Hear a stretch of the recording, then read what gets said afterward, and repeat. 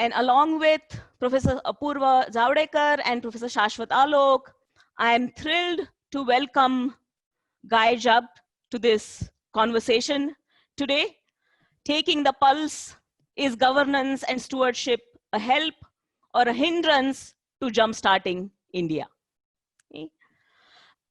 Guy has done many wonderful things in his long and successful career, most of them related to corporate governance and stewardship. He was the global head of corporate governance and stewardship at Standard Life Investments. After retiring from that role, he has been advising businesses, think tanks, regulators about the issues that he has worked the most with, governance and stewardship. He also provides commentary, thought leadership, mentorship about board effectiveness, ESG engagement strategies, responsible engagement with investors and other stakeholders. Okay. And I'm not going to list all the things that Guy has done or is doing, because otherwise we'll spend the entire 1 hour talking about his accomplishments. Currently, Guy is, among other things, he is an honorary professor at University of Edinburgh Business School. He is also the interim chair of European Corporate Governance Institute. He also is a member of the standing advisory group for the US audit regulator. Okay. So welcome, Guy. We are very happy to have you here. And as we mentioned briefly to you, this conversation is part of a unique initiative at ISB called Jumpstart India at ISB, where the faculty and the students are collaborating in finding, or at least beginnings of solutions for some of the most pressing problems of India as its road to recovery. Okay. So a note to all of you. So this is going to be a conversation with Guy, and so we will, Apurva, Shashwat and I will kind of chime in. And you all can keep sending your questions via chat, and periodically we will pause and take questions that have come up till that point. Okay, so keep your questions flowing. Okay. So Guy, one of the first things I want to get your sense on is, you have been looking at corporate governance of businesses for a long time. Do businesses care more or less about governance during bad times? A very good question, and thank you very much indeed for the generous introduction, overly generous introduction, and it's really great to be here in this conversation today, because India also has always been very dear to my heart, my governance heart and stewardship heart as well, having come to India many times over the last decade to talk about and learn about how governance has been unfolding. So it's really wonderful to be with you, I say, in this conversation today. And when you get to times, coming to your question, when you get to times of stress and unexpected events like we are currently experiencing, the rule book tends to get thrown out of the boardroom. One at the time when the emergency, let's call it an emergency, the pandemic struck home, no businesses, very few that I have come across, had a pandemic of this nature on its radar. There may have been some, don't get me wrong. I mean, there may have been some who were particularly alert to this possibility, but in general, boards of directors and governance in general has to be adaptive. And I think one of the things that one learns from this experience is how non-executive directors have to be very careful they do not start meddling in the way in which executives are seeking 25 hours a day to manage their people, manage the business. And the one thing you don't want to have is non-executives picking up the phone to the chief executive, asking questions in a way that really are not helpful. Now, there is perhaps one exception or two exceptions that I have see to this. One is that what the pandemic has done has focused my mind on actually how on a board of directors, you have essentially two categories of non-executive director. Mm-hmm. One is there as, if you like, a genuinely independent monitor in the boardroom, there to ask, to challenge, to ask questions that are relevant in a pure governance sense, if I could put it that way. Mm-hmm. There are another set of non-executive directors there who are there much more in an advisory capacity, perhaps former CEOs of companies or people who have been in a similar business. Now, in a pandemic crisis situation like we have had just now, the anecdotal feedback, but it makes sense to me, is that actually the CEOs have actually benefited from having the ability to call upon those directors who are in a more advisory capacity, who can actually add insights and value and pragmatic solutions and provide the chief executive and the finance director with an ear to talk to at a time when it can be quite lonely, taking really big decisions. And I think finally, I'd really be interested in your views about this. I think the other thing that is important is the role of the chair in this. And the role of the chair as being, on the one hand, somebody who could support the chief executive, but what you have to have in this type of pandemic situation is that you have to have the chair and the chief executive on the same page, on the same paragraph, and ideally on the same sentence. You do not want to have a chair and a chief executive who are at loggerheads with each other. That's not to say the chair and the non-executives don't have a role to challenge, and this will come back as we start to come out of the pandemic. But yeah, so that's what I was thinking. But how do you see it? So I broadly agree that, so this is, there are times when the monitors have to kind of step up, but difficult times when firefighting is happening are perhaps not those times. Those are the times where the advisors need to kind of step up. But I also want to kind of relate this a little bit to a somewhat unique arrangement in India about promoter shareholders. One cannot talk about corporate governance in India before we get into promoters, huh? Exactly. And, as you know, this is kind of a unique category, and there has been some discussion whether to do away with that category, and there's some discussion and pushback, etc. But as it stands now, promoters are, of course, those who started the company, and so they have emotional investment as well as financial investment in the company, and their brand is associated with the company, but they are not necessarily involved in day-to-day operations. And where do you think that their role is? Are they sometimes, in some companies, they tend to act as monitors or even spoil sports, and some other situations they act more as advisors. So yeah, I mean, clearly no two situations are quite the same.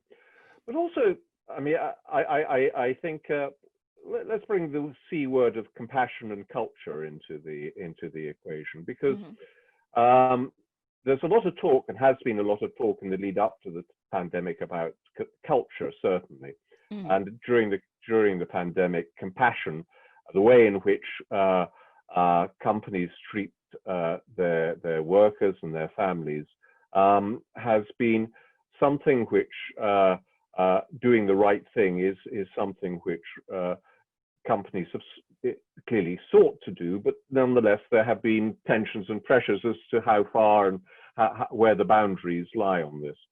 And I think promoters, and although it is something that is special to India in some respects, because it has the label promoters, I think, but you look to other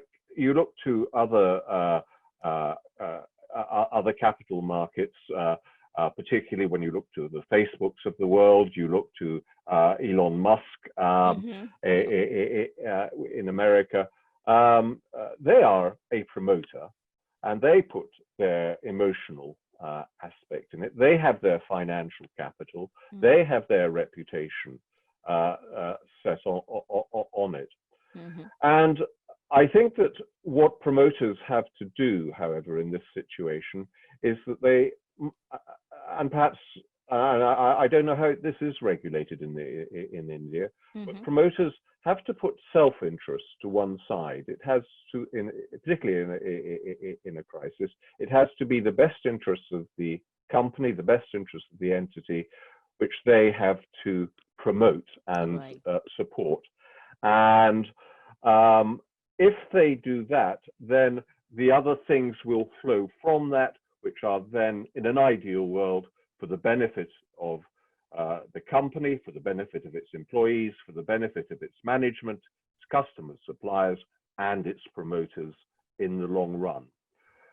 It's easier said than done, and facing down a promoter who has a strong view takes a degree of moral courage, which can be difficult to bring up at a particular point. Sorry, that was a long answer to a short question. No, it was great. But I think Shashwat had earlier also mentioned about kind of this broader perspective, including other stakeholders. Shashwat, you want to chime in? Yeah. So I had a more specific question. So during the financial crisis, as we all know, the corporates were blamed for all the ills that were caused as a result of the crisis. But during the pandemic, we have seen corporations all over the world rise up to the occasion in terms of, assigning their plans for producing ventilators, making sanitizers at scale and speed. We see that in India, we see that in US. Elon Musk has been doing part of it. So what is about the pandemic and governance during the pandemic that has allowed the corporate world to rise up to the occasion in a positive way, as compared to what we have seen in some of the financial crashes earlier? Yeah, I think it's actually all to do with timing. I think many corporations were actually, at the time the pandemic struck, many corporations were actually starting to think very carefully about their role in society, their role with stakeholders. And you look to in the US, to the statement, which I'm sure many of you have seen, and those on the conversation will have seen, a statement from the Business Roundtable in the US, which came out 6-9 months, maybe a year ago now, which was seeking to articulate that the responsibility of businesses was not just to shareholders, but was to other people, such as you, Shashwat, were mentioning, the customers, suppliers, and so on and so forth. But that statement, when it came out, was greeted, although it was signed by hundreds of CEOs from the top companies in the US, and included big banks, JP Morgan. It was big investors, BlackRock were there. This was corporate America speaking loudly, and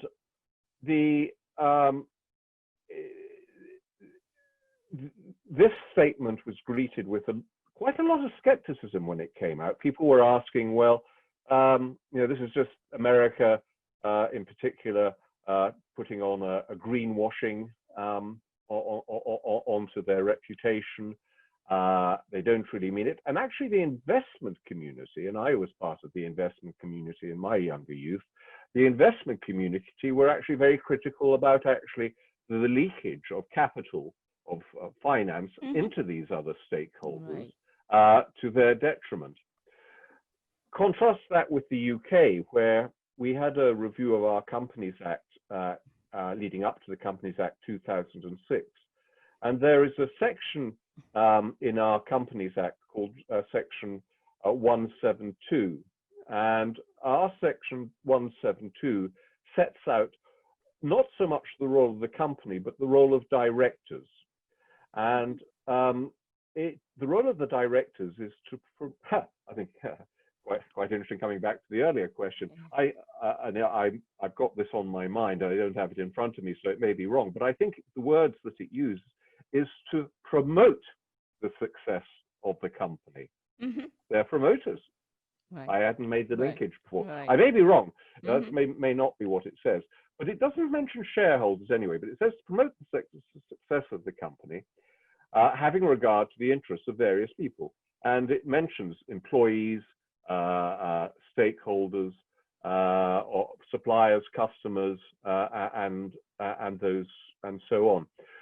And that Section 172 took on, as we were reflecting on the banking crisis, the great financial crisis that you mentioned, Shashwat, as we came out of that, companies have been starting to reflect on their purpose, on their culture, on their responsibilities.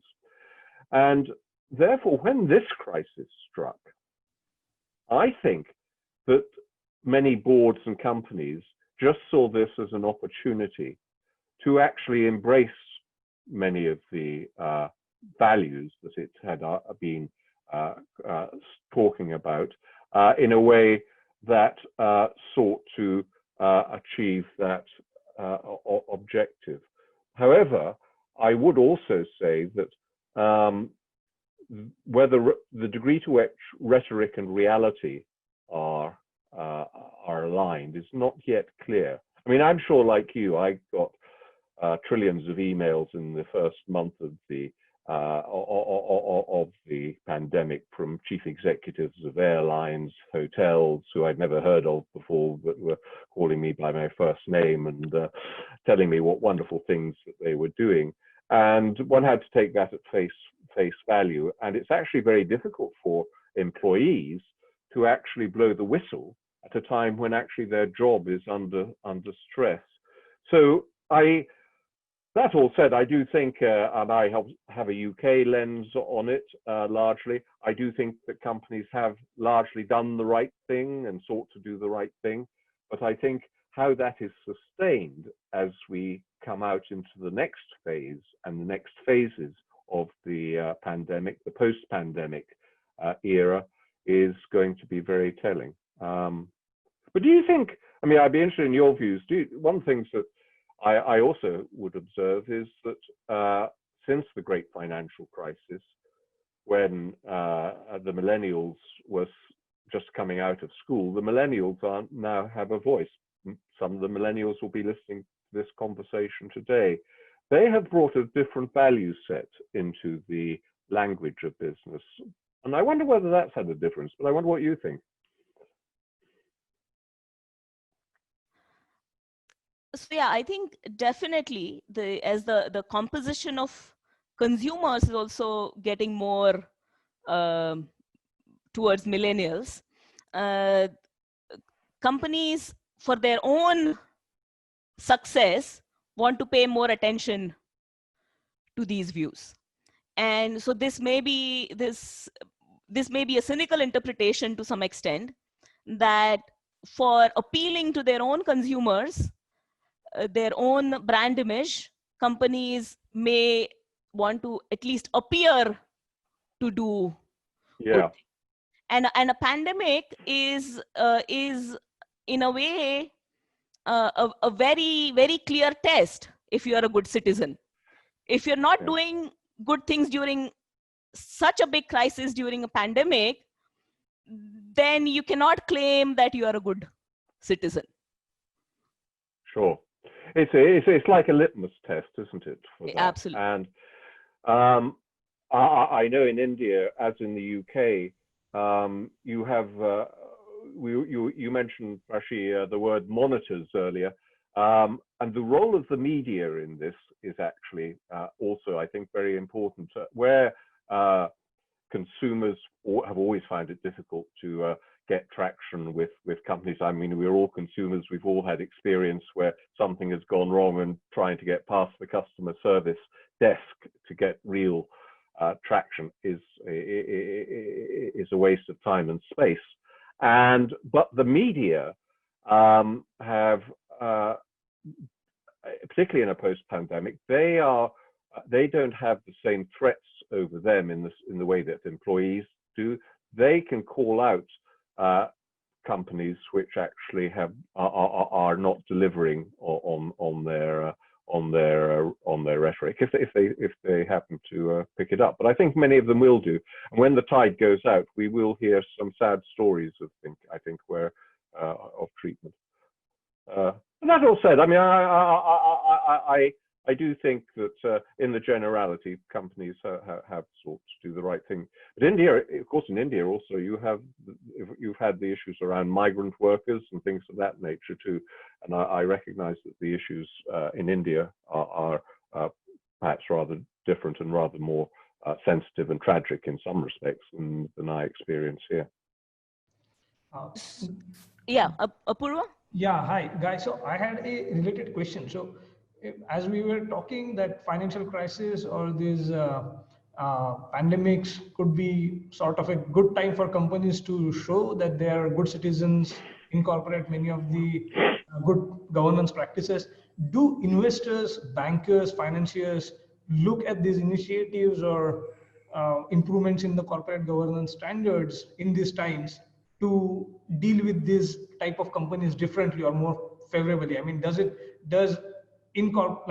adopting these better standards help firms survive the crisis better, maybe because bankers are a little bit more lenient towards them, or investors stick with these companies, something like that? Well, let's bring, great question, and let's bring the letters E, S, and G into ESG into the equation.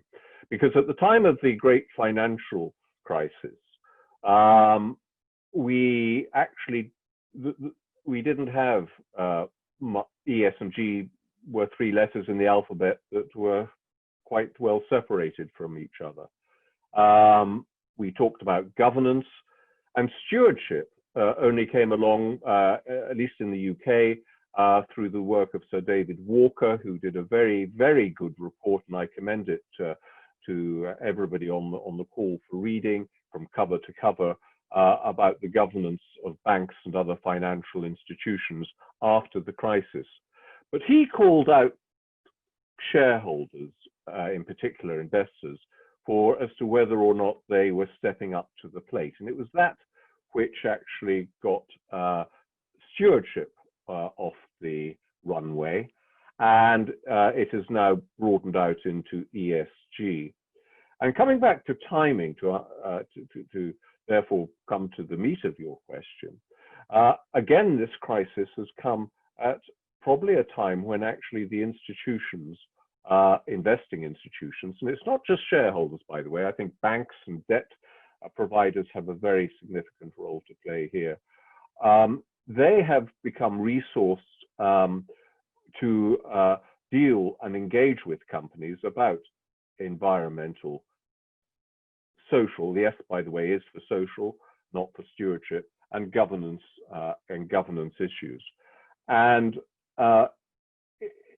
in the UK, where we have a fairly well advanced approach to responsible shareholder engagement, we are fortunate in this respect because this year, for the first year, the annual reports of companies in the UK are required, the directors are required to disclose how they have implemented their responsibilities under this section 172 that I mentioned earlier. And it is early days yet, and it is still to be seen. But I think investors will be engaging with companies about what they have disclosed. Until they had this disclosure, however, it was very difficult for companies to engage because you needed to have a hook on which you could talk to somebody. You needed to have a conversation, you have to have a question. To have a conversation, you have to have people to talk to. And until you can get that disclosure coming through and you get into the meat of it, it is, I realize I've been rambling on and I haven't actually answered your question, because the point about are people going to get more involved from investor and financer, the answer in my view is a clear yes. The question which is less clear is how they're going to get involved. Are they going to make, for example, if you are a lending organization, a banker, are you going to start introducing covenants which into the bank loans, which will say that we will, as part of our providing finance, we will require you to do an annual survey of your employees, full stop. And if you put that into the banking terms as a covenant, and if the company doesn't do it, then the bankers are in a strong position to call in the loan. So there's a good tension there. And I think this is where bankers and shareholders have to get a little more specific, have to roll up their sleeves and demonstrate that they too are not greenwashing and they really are fulfilling their ESG credentials. Does that, I mean, is that what you think may happen? I'm going to intervene here. We have a couple of questions, so I think this is a good time to take them, and then we can continue the conversation. So Adarsh has a question. Adarsh, can you ask the question? Sure. Thanks. Thanks, Professor. So, hi, Guy. Thank you for the session. My question is, so while understanding companies and different industries, what are some of the broad parameters one should look for in order to assess how prepared that company is for a shock like a pandemic or crisis? And for a corporate, what are some of the major different types of shocks which we can look for? So those are two questions. Yeah, that's about it. Yeah, two brilliant questions. In terms of what to look for, I think one of the things that has come out of this pandemic is people have been talking about diversity in boardrooms for years. Initially, it was about geographic diversity. It was about diversity of skills. It was more recently about diversity of gender and issues such as that. And what I think is, if I were looking at a board in terms of its governance, its credentials, and its preparedness for a pandemic, I would be looking to see that you had a diversity of opinion that can be brought to bear to ensure that actually, when looking at the risk factors that are present, you are not necessarily focusing on the narrow risk factors which you might see if you had been brought up in a particular business in a particular way forever and a day, but you are actually alert to some of the things that are at the boundaries of the risk radar, but also that you actually bring in an I don't apologize for using the word again, but some of the benefits of diversity of culture, some of the benefits that diversity can bring to cultural conversations and cultural perspectives. One of the things that I would observe from the crisis as a whole, when I look globally, is how better the governments which have been led by women rather than men have actually responded to the crisis. It'll be interesting, maybe an academic study, to see whether there is any correlation when that is a read across to corporate land. But I suggest, just from my own experience, that women have a greater sense sometimes of compassion. They have a greater sense of sensitivity. I sit on the board of an accounting firm called Mazar. They're one of the challenger firms in the UK, and the chair of that and I go out and have culture meetings with the employees. We don't see them all, but we see samples. We do it under what's called the Chatham House rule, where the conversations are confidential. But I have observed for several years how my chair, an American lady, has that skill set which I don't have, just to enable people to open up in conversation. But it's a cultural thing, and I couldn't do that. And having the diversity, therefore, of thought is so important, I think, as understanding one's ability of preparedness for the pandemic. And then, Adarsh, going to your other question about what other risks could or should be out there, that's a really interesting question, and I think many boardrooms will be pondering that. I think at one end of the spectrum, you could actually say we should only be focusing on what we can control, and that actually helps just to focus the mind. And I think you can. I used the word risk radar before because I actually quite like that. You can have little things blipping on your radar, the risk heat map.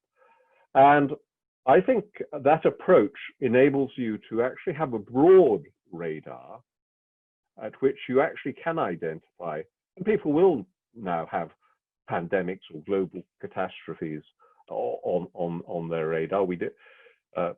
Let's put another one into the being controversial. Let's say we have a nuclear war in the next 4 or 5 years.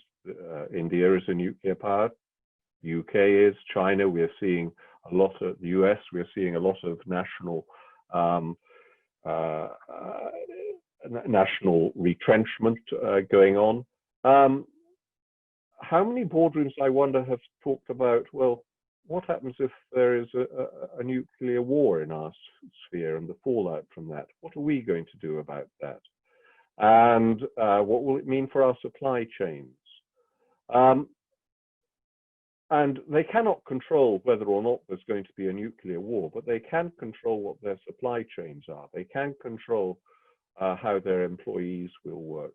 They can control what their response mode will be, which is also very important when these things happen.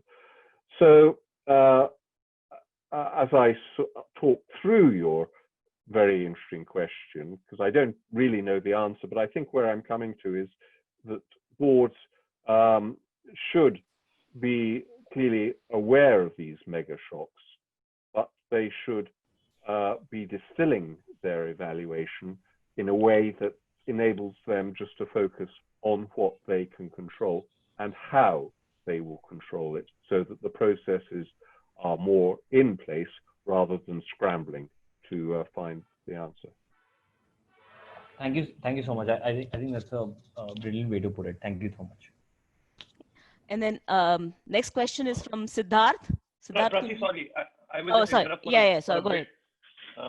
So given the nature of the conversation and the direction it took, I will take this opportunity to ease in a slightly controversial question. We talked about We talked about the importance of diversity. We talked about the importance of risk. Should we worry about the fact that the world's supply chain is non-diversified? Should we worry about the China risk? The fact that, today a country can threaten another country that we will stop the supply of pharmaceuticals, or we will trouble you on the border, but continue to have trade. Do you think the world will, moving forward, try to diversify its supply chain, and should boards start thinking about it? I think there will be two elements that will come in. One will be diversification of the supply chain so that there isn't over-reliance on any one part of it. But I think the second thing is that people will be tending to also bring the center of gravity of their supply chain closer to their closer to home. So that they, coming back to this aspect of control and trust, having shorter lines of supply are likely to be more resilient and manageable than actually longer lines of supply. So I do think that will be greater diversity, and that provides opportunity. And I remember our earlier conversation and your podcast, Shashwat, on this about the opportunities that this provides for India. And if I link that with the S part of ESG, it should, if all the bits of the jigsaw come into play, should result in better environmental and social practices and better governance, but different governance perhaps in India for the benefit of wider society as a whole. But I do think some corporations, and you see this, perhaps America is maybe the one which is most obvious in terms of its rhetoric, that they will try and bring more things closer to home. I have a... Yeah, sorry, finish your thought. Well, I was going to say, I was wondering, I see it from where I live in Scotland, but do you see it the same on the supply chain issues? Do you see it as an opportunity or a threat for India? Shashwat, maybe you want to take that. Yeah, sure. I mean, I don't have an answer. I think it's going to be a mix of both, because so many of our firms and manufacturing is reliant on the supply of cheap raw materials from China. To be able to produce it on our own is going to take time. But at the same time, there are industries like, for instance, pharma, where we can quickly ramp up and build self-reliance. So we'll see some sort of disruption if we want to go forward and diversify our supply chain, and some firms will adjust to it quickly and some won't. I don't have a conclusion on how it will play out.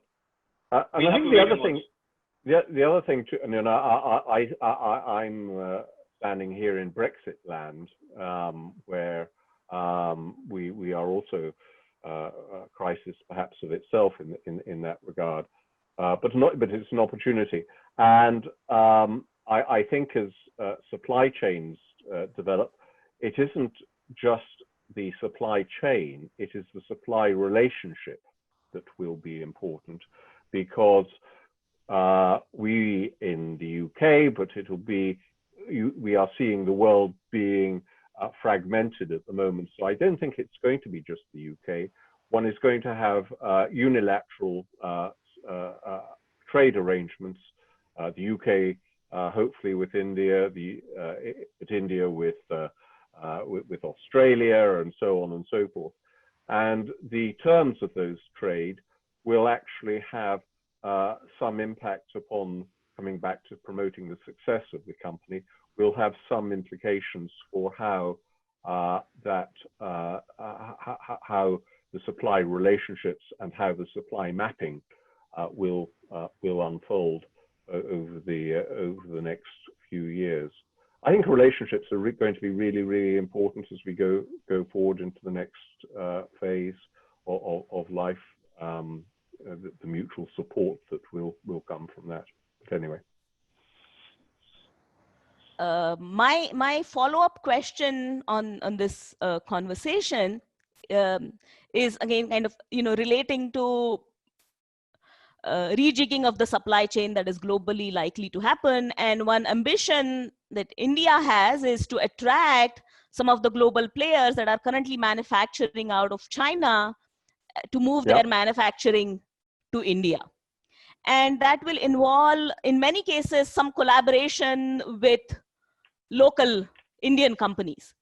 And my question is, how important you think governance is in attracting the global players to India? Well, I remember you and I have spoken about this at the at the NSE, and I think I may have a bias, but I do actually think that governance is going to be very, very important, because and I think it's governance, and I think it is perception, and I think it is the branding of corporate India, which we all, the three go together. One of the reasons why people have hesitated to invest in India, both in terms of stock exchange investment, but also in terms of corporate investment, direct investment, has been issues around perceptions of corruption, perceptions of poor governance, and there have also been concerns about the ability, and this was certainly the case in the past, about the ability to get cash returns from your investment out of India when without undue restriction. So governance isn't going to be the whole solution, but you have to get those three things aligned in a way that will enable the funds to flow. And governance, however, is coming back to what one can control. You cannot control the government in this directly. The perception will be a function of the governance and the government. So it should follow as night follows day. But the governance and the way that that is perceived and the way that it is promoted, and I don't apologize for using that word, is something that will be unlock the ability to bring in finance. And therefore, when you have a new entity or a joint venture being set up, because many of these may be joint ventures, I'm aware of how companies like Unilever and so forth, and my old company with HDFC, Standard Life HDFC, how that was all around joint ventures. These joint ventures also have to have robust governance, and we have an opportunity, coming back to opportunity, to tailor-make governance for entities in a way that will be helpful and not a hindrance to actually the success of the enterprises and the success, therefore, for India and those entities that they supply. And so the question that Siddharth has is actually very relevant to this conversation. So Siddharth, you want to go ahead and ask your question? Sure, thanks, Professor Prachi. Hi, Guy. Hi, Siddharth. Understandably, ESG is going to take center stage in the post-pandemic world. But at the same time, it's as challenging as ever to sort of hit the triple bottom line. So I mean, given the vantage point you occupy, what are some of kind of ideas or thoughts that you might have from the point of view of the government in terms of supporting or encouraging companies to focus on this ESG trial? Yeah. There's two parts to that question. One which I can draw on in the UK, where we are finding that governments are now, our government is propping up our economy in general, but it is also, in terms of specific companies, it is actually effectively investing in those companies, whether it takes a direct investment or some form of financial support. Let's call a spade a spade. It's investment by any other sense of the word. You look to airlines. I mean, Air India has, India, you know well, that has been under governmental control for many years. But if we're starting with a clean sheet and coming back to ESG and the triple bottom line, the governments, in providing their support for these companies, can actually set the tone. It's a variation of the tone from the top. It's the tone from the government, I guess, in that context. And the government is there to uphold the public interest in what it does. And the ESG is a proxy for the public interest. And therefore, I think, coming back to what I was saying earlier about bankers, but relating it to governments providing financial support, governments should be providing financial supports, but attaching fairly specific company by company ESG requirements. They may want to have a government may want to have an ESG framework. Maybe we'll have a minister for ESG or something like that yet to come. Who knows?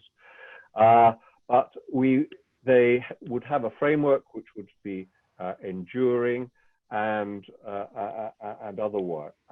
But it would have to, because the public interest is also relies on that triple bottom line, it has to be ESG, which isn't politically motivated per se, and it comes back to the public interest.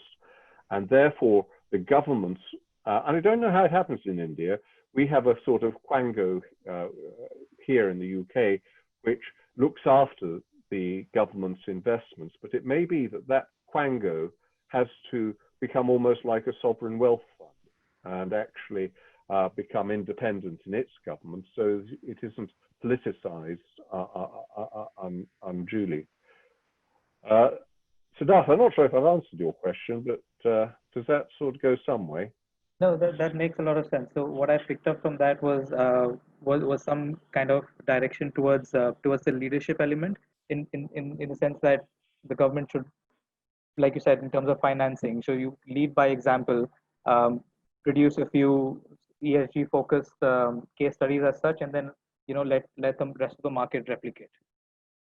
Yeah, I would think so. And there's another aspect, as you were talking to me there, in terms of the conversation, that I have articulated in other fora in the past, and that is what I would call horizontal regulation of governance. And I think this is actually very relevant for India, where the banking sector, as we all know, and I apologize if I offend anybody, but I think that has had more than its fair share of governance issues to get to grips with. And when I talk about the horizontal aspects of governance, the regulation of it in particular, is that I believe that there are certain companies, big airlines, big banks, big insurance companies, which are genuinely public interest entities. They serve the public interest, they serve their stakeholders, they serve the shareholders, but they are public interests in what they do, and the public depends upon them. Those companies should actually have a very high standard of corporate governance. They should have a very high standard of stewardship. Perhaps the returns will be less financially, perhaps not, but they should be upholding the very highest standards, and they should be regulated accordingly. On the other hand, those companies within that horizontal phase, which are at lower levels, if it is a pyramid or it is a matrix anyway, which are much more entrepreneurial, jump-starting India, those companies should actually have a much lighter touch of governance, a much lighter touch of regulation. Not say no touch, but they should have more flexibility to be more entrepreneurial, more enterprising, and more enlightened in their approach to governance. And that was on the spectrum. There are different shades of regulation and interaction. But that is one other thing which I would add to answer your question. And I think that is very, very relevant in Indian context, because a large fraction by number, large fraction of Indian companies are small and medium sized, even what we call like micro size. And this idea of lighter touch for the smaller companies might kind of give them room to actually go on with their business. And coming back to regulators, to SEBI, and maybe state regulators could do this. I mean, I think you can have a framework. I'm a great supporter of guidelines, so long as they are policed and applied properly. That actually the regulators can then, with legitimacy, focus on banks and the big enterprises, and doubtless sample the governance of the smaller companies. They shouldn't go away. You used the word monitor earlier, Prashi.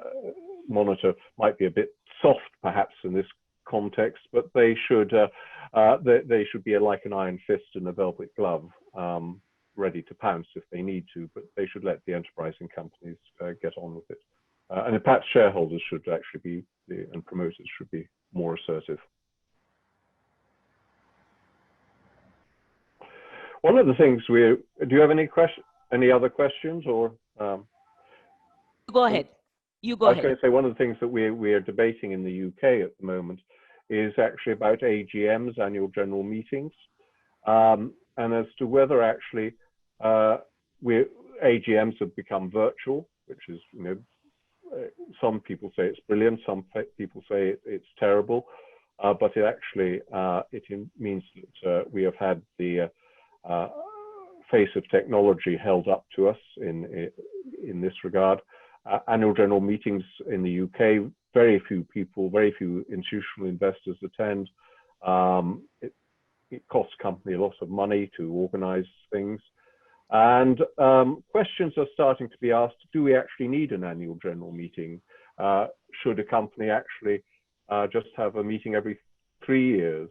Should there, if you're an enterprise, if you're a bank, coming back to what I was saying earlier, I think the banks, yes, they probably should have annual general meetings. They can't get away from it. It holds them accountable.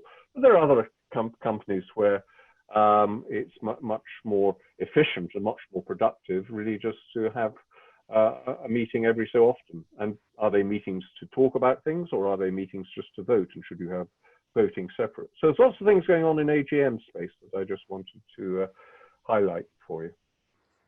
Guy, I have one question. So every crisis sort of gives rise to particular theme in corporate governance setup. In 2008, it was all about bankers' bonuses. In India, over the last few days, there is a new type of discussion that has happened, because the central bank floated this discussion paper that the tenure of the bank's CEO should be limited to 8 or 10 years. And this idea is gaining ground in general about even for other companies, that the tenures of the CEOs should be capped. In general, what are your views on this? I mean, is it a good thing to sort of push out a successful CEO after 10 years just because the time is up, or is it going to have some advantage? Yeah, I said earlier in our conversation that I am a supporter of guidelines, not rules. And as soon as you put in a rule, as we all know, people will find ways around it. So that's one reason why you don't want a rule. One of the other things which I would observe is that, and I would observe this out of practice. I mentioned HDFC earlier, and that was Deepak Parekh and his uncle, who was I think the original promoter of HDFC. Goodness knows how many years Deepak Parekh was the chief executive of HDFC, but it was one of the most, and is one of the most, and the world sees it as one of the most successful Indian banks. So you would say perhaps there is an inverse correlation there between length of service and success and corporate governance. So as I follow that train of thought, it comes perhaps to having some understanding, and this comes back to the character, let me call it the character of the CEO, but also the importance of checks and balances. Because one thing Deepak did at HDFC is that he ensured that he had around him a good set of directors. These were, coming back to the early part of our conversation, these were directors who would monitor, but they would also advise. And they were able, let's use another word, they were able to nudge. And being able to nudge a CEO is critical. We also talked earlier about the role between the chair and the chief executive. One thing I've observed is sometimes chairs can get too close to chief executives. You mentioned the banking crisis. We certainly had that in the UK. One of our banks, very close to home here, the Bank of Scotland, the chair of that and the chief executive, in my opinion, were too close. They were too mutually supportive. And therefore, rather than actually having a fixed rule, I would say that there should be boards in their charter should perhaps have an in-depth evaluation of their chief executives and their chairs every, shall we say, 3 to 5 years. Now, I say in-depth because many boardrooms of large companies say they do board evaluations, but the one I'm most suspicious about is actually the evaluation of the chair. When I look in the UK PLCs, it says we've done a board evaluation and the senior independent director evaluated the chairman's performance, having consulted with the other directors, and they all think he's doing a jolly good job. 3 cheers all round. I've yet, well, with few exceptions, I have yet to see one which is more critical. So I would actually bring it into the evaluation space, and I therefore do not think it is a good idea to have a rule, but I do think it is good to actually start having a conversation about tenure and what should guide it. Wonderful. Guy, we are very, very close to being out of time, and there's another session starting in two minutes. So do you want to say a couple of sentences, closing thoughts? Closing thoughts. It has been enlightening to me to actually have this conversation, to be provoked about some of the things that I had not otherwise thought about the pandemic. About how actually boards should be thinking about shocks that are yet to come, about thinking about in a slightly more granular way about the supply chain than I had otherwise thought about in terms of diversity of supply chain, and about how the ESG components should actually come into practice. I'm not sure whether you have learned anything, but I have certainly left this conversation a lot wiser than I was before I came into it. And I thank you very much for having me. I wish you all very best with your studies and the school success, and may Jumpstart India do what it says on the tin. Thank you. Thank you so much, Guy. Thank you for being here. And thank you all of you. We learned a lot, and the quality of brilliant questions certainly made up for the small quantity. So thank you all, and all the best. Thank you. Bye-bye. Bye. Bye. Bye.